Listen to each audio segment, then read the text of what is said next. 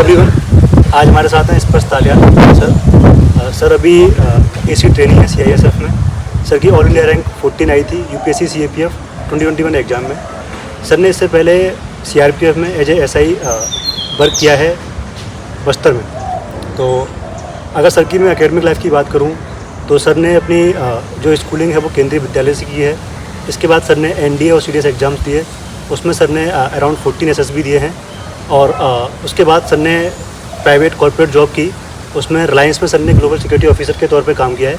तो सर का एक्सपीरियंस काफ़ी वाइड रहा है, काफ़ी डाइवर्स है, उससे हम काफ़ी कुछ सीख सकते हैं। आइए जानते हैं सर से इन सभी चीज़ों के बारे में। Hello sir. हाय पुष्कर, कैसे हो?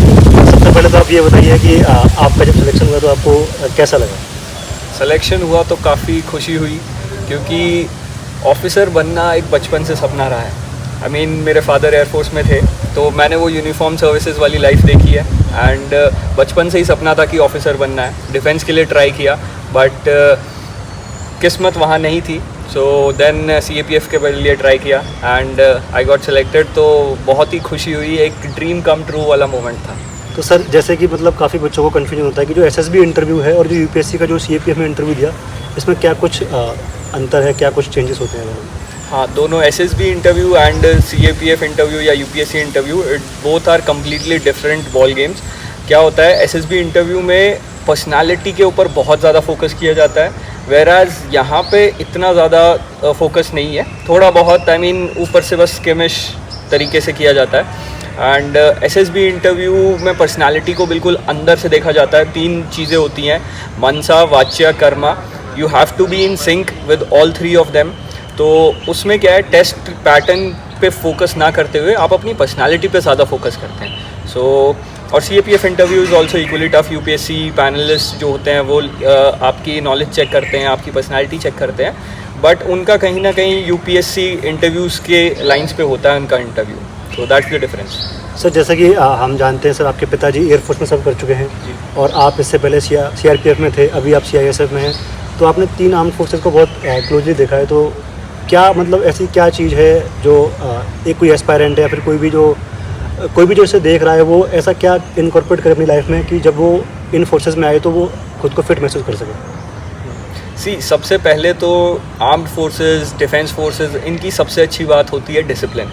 एंड डिसिप्लिन इसलिए बोलूँगा कि डिसिप्लिन बहुत ही कॉमन वर्ड है, but it's very uncommon. Discipline can beat skill any day. आपके पास स्किल होगी, बट अगर आप डिसिप्लिन्ड हो तो आप उस स्किल को भी बीट कर सकते हो। सो डिसिप्लिन्ड लाइफ है, एडवेंचरस लाइफ है आर्म्ड फोर्सेस की। और it's not just a job, it's a way of life. That's why मेरा हमेशा से आर्म्ड फोर्सेस की तरफ रुझान था। मैं अपने फादर को देखता था और वो यूनिफॉर्म सर्विसेज के लिए जो पैशन था मेरे अंदर, वो पहले से ही था। तो अगर किसी को वो एडवेंचरस लाइफ जीनी है और एक फ़िट लाइफ जीनी है, both mentally as well as physically fit life जीनी है, तो मैं यही सजेस्ट करूँगा that defence forces and this CAPF, इनके लिए always go forward for it. Sir जैसा कि हम जानते हैं कि आप डिफेंस बैकग्राउंड से आ रहे हैं या फिर जो बच्चे नॉन डिफेंस बैकग्राउंड से आ रहे हैं, तो सर क्या कुछ डिफरेंस होता है सर माइंड सेट में अगर वो किसी एग्जाम को अप्रोच करते हैं, स्पेशली NDA, CDS, CAPF, तो क्या कुछ एडवांटेज होते हैं ऑलरेडी आपके पास? हाँ, ऑब्वियसली अगर किसी का डिफेंस बैकग्राउंड है तो उन्होंने वो लाइफ देखी हुई है। वो एक एडेप्टेबिलिटी नाम का एक कैरेक्टरिस्टिक है जो उनमें ऑलरेडी होता है। उन्होंने बहुत बचपन से स्कूल्स चेंज किए हैं, सब कुछ चेंज किया है। वेराज आप सिविलियन बैकग्राउंड वाले बच्चों को देखोगे, एक ही सिटी में वो सारी लाइफ गुजार देते हैं। तो वो अडेप्टेबिलिटी होती है डिफेंस बैकग्राउंड वालों की ज़्यादा। बट ऐसा डरने की कोई बात नहीं है। अगर आपका डिफेंस बैकग्राउंड नहीं भी है, if you have it in you, अगर आपके अंदर वो OLQs ऑफिसर लाइक क्वालिटीज़ हैं, तो डेफिनेटली आपका सिलेक्शन होगा। अगर आपको डिफेंस फोर्सेस की तरफ कुछ भी इंटरेस्ट है तो आपका सिलेक्शन पक्का होगा। You just have to work hard for it. Sir जैसा कि आपने बताया एडेप्टेबिलिटी, जैसा कि सर आपने अपनी स्कूलिंग गाजियाबाद से की, फिर आपने अपनी ग्रेजुएशन दिल्ली से की, उसके बाद सर आप प्राइवेट आपने रिलायंस में जॉब पुणे से की, उसके बाद आप बस्तर में सर्व किया, अभी हैदराबाद में। तो जैसा कि आपने मतलब एज ए इंडिविजुअल इंडिया को काफ़ी जगह इंडिया के आपने घुमाया, तो उससे सर क्या कुछ सीखने को मिलता है कि मतलब इंडिया के डाइवर्स पर्सपेक्टिव देखे, डाइवर्स लोगों से मिले आप, उससे क्या कुछ सीखते हैं? तो बचपन से ही पहले तो ड्यू टू फादर्स पोस्टिंग्स मैं इधर उधर हमेशा हर 3-4 साल में हम फादर की पोस्टिंग होती थी तो स्कूल चेंज करना पड़ता था, शहर चेंज करना पड़ता था, नए दोस्त बनाने पड़ते थे। और ऑल ओवर इंडिया हर जगह के मेरे दोस्त रहते थे, कोई साउथ का है, कोई नॉर्थ ईस्ट का है, कोई कहीं का है। तो उन ऐसा नहीं है, हम एक ना पर्सपेक्टिव बना लेते हैं एक जगह के लोगों के बारे में कि यार यहाँ के लोग ऐसे होंगे, but this is completely wrong. ऐसा कुछ नहीं है, हर जगह के लोग अच्छे हैं। इंडिया का कल्चर बहुत ही डाइवर्स है और अगर आप पॉजिटिविटी स्प्रेड कर रहे हो तो वो पॉजिटिविटी आपको मिलेगी भी। तो हर जगह के लोग अच्छे हैं और बहुत कुछ सीखने को मिलता है। आई मीन महाराष्ट्र में मराठी सीखी and Pune is like one of the best cities I have found. इतनी अच्छी सिटी है specially in this monsoon season जो अभी चल रहा है। सो पुणे के पास बहुत सारे गेटअवेज हैं, आपको घूमने फिरने की बहुत अच्छी जगह हैं। सो पुणे अच्छी जगह है। मुंबई ऑब्वियसली हर किसी को पता है, the financial capital of India, बहुत अच्छी जगह है। I have been to Mysore also, Coorg और जम्मू, लद्दाख, मैंने बहुत सारी जगह घूमी है। तो काफ़ी अच्छा कल्चर है इंडिया का और अगर आप अच्छी चीज़ें स्प्रेड करोगे तो आपको अच्छी चीज़ें मिलेंगी। सर जैसा कि हम जानते हैं कि काफ़ी बच्चे जब तैयारी कर रहे होते हैं तो उनको मतलब मेंटल हेल्थ के काफ़ी सारे इशू आते हैं, तो मेंटल हेल्थ से डील करने के लिए क्या कुछ कर सकते हैं? आप जब भी आप अपने प्रिपरेशन फेज़ में हो सो आप पूरा दिन मतलब इन सब चीज़ों में कि मैं पूरा दिन पढ़ाई करूँगा तो ही मेरा सिलेक्शन होगा, दिस इज़ रॉन्ग। आप अपनी पढ़ाई के बीच में ब्रेक्स लीजिए एंड आप अपनी हॉबीज़ भी परस्यू कर सकते हैं। लाइक किसी को अगर ड्राइंग पेंटिंग करना पसंद है तो वो कंटिन्यू करो, ब्रेक्स में थोड़ा बहुत करो, it's a great stress reliever. किसी को अगर खेलना पसंद है तो सुबह शाम अपना जाके खेल भी सकते हो। आप अपना माइंड फ्रेश रखिए ताकि आप चीज़ें और अच्छे से ग्रास्प कर पाएँ और अपनी प्रिपरेशन बहुत अच्छे से कर पाएँ।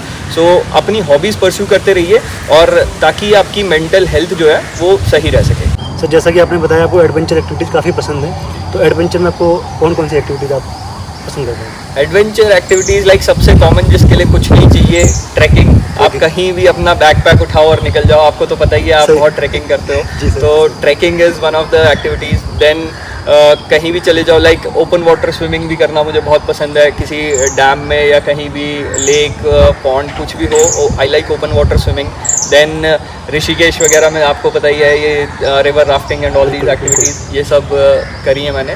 तो कोई भी आउटडोर एक्टिविटीज़ हो, I just like to be outdoor. Sir जैसे कि आपने एडवेंचर एक्टिविटी की बात की तो एक चीज़ मेरे को ध्यान आ रही कि मतलब आप यहाँ पे जो फायरिंग होती है उसमें सर काफ़ी अच्छा करते हैं, तो फायरिंग में आप मतलब इतना अच्छा कैसे कर पाते हैं उसके बारे में बताइए। देखो थोड़ा तो मेरा एक्सपीरियंस है, 4.5 ईयर्स इन CRPF, तो हम daily almost it was like that कि कोई 1-2 दिन में हम ऑपरेशंस के लिए जाते ही हैं।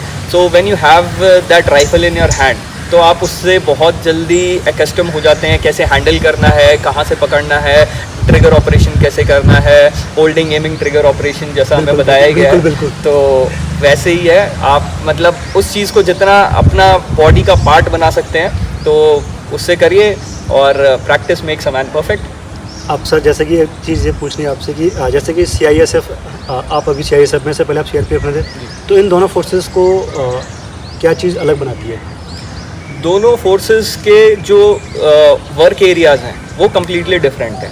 फॉर एग्ज़ाम्पल CRPF जो है वो काइंड ऑफ एक रिज़र्व फोर्स है जिसे हम किसी भी टाइप की कंटिजेंसी होने पर डिप्लॉय करते हैं, like in J&K and in LW areas और इंसर्जेंसी इन नॉर्थ ईस्ट, तो वहाँ पे डिप्लॉयड है। तो अगर किसी को अपनी लाइफ में एक्शन चाहिए, अगर किसी को अपनी लाइफ में वो ऑपरेशंस में जाने का थ्रिल चाहिए, so I would suggest to go for CRPF। It's one of the best CAPFs।